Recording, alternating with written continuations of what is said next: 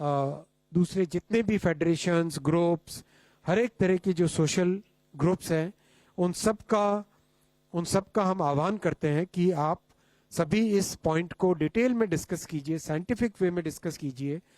कैसे one nation one election से economy को फायदा होगा, कैसे लॉ एंड ऑर्डर को फायदा होगा, कैसे देश की प्रगति बढ़ेगी, कैसे देश का डेवलपमेंट बढ़ेगा, कैसे ब्लैक मनी का संचार कम होगा, कैसे कितने मल्टीपल इसके जो इम्पैक्ट्स हैं उन सब के ऊपर डिस्कशन करें और एक इम्प्लीमेंटेशन ग्रुप उसके बाद में क्रिएट किया जाएगा, जिससे जो लीगल प्रोसेसेस हैं उन प्रोसेसेस से इसको इम्प्लीमेंट करेंगे। ये देखिए, ये प्रैक्टिकल नहीं है और ये चलने वाला नहीं है। ये सिर्फ चुनाव जब आते कोई ना कोई कुछ मुद्दा नहीं मिल रहा उनको, ऐसी चीजें बात करने के लिए, इश्यू को डाइवर्ट करने के लिए वो बात करते हैं और इसीलिए और पूरे देश के लोग कोई मानने वाले भी नहीं हैं। को कैबिनेट की मंजूरी एक स्वागत योग्य निर्णय है।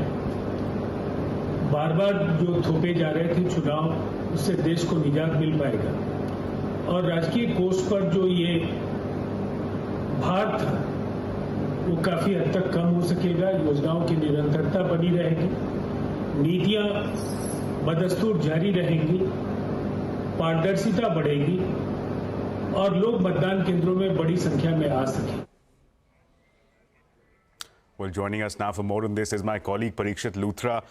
Parikshit, a big step taken today, a big announcement coming in from Ashwini Vaishnav announcing the government's agenda about holding simultaneous elections. We heard some of the opposition leaders clearly not impressed with this idea. How is the government seeking to implement it? How is the government seeking to go about this initiative? Well, over the last few days, there had been speculation and certain ministers had also gone on record to say that this government will implement one nation, one election within the term of NDA 3.0. And now here you have the Union Minister for Information and Broadcasting, Ashwini Vaishnav, after the cabinet briefing, making it very clear that the recommendations of the high-level committee by former President Ram Nath Kovind have been accepted vis-a-vis one nation, one election. So this is what they've essentially said, that we will now have one nation, one election in two phases. In the first phase, the government will try to have simultaneous elections to Lok Sabha and state assemblies. And in the second phase, that is 100 days after the general elections, you will have simultaneous elections to municipalities and panchayats in the country. Now, all of this would require legislative and constitutional amendments, which had also been recommended in the 18,000-page report by the Ram Nath Kovind-led committee.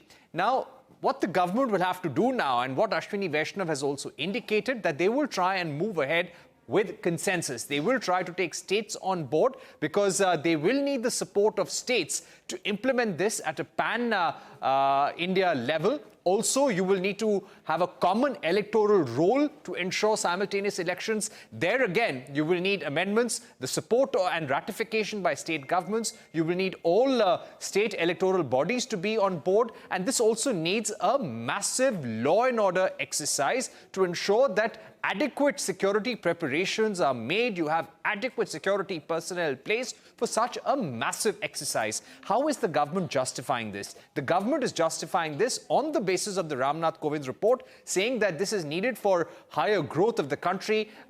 Constant elections hamper the working of a democracy and decision making, and that's why this will be good for the country's finances as well. Let's see what happens. We're seeing some very sharp opposition from the Congress party, the TMC, the left. Let's see how the government's move towards building consensus on this takes place and takes shape over the coming weeks. Right, Parikshit, thanks a lot for that. A big announcement coming out of the cabinet. But speaking of the cabinet, it has also provided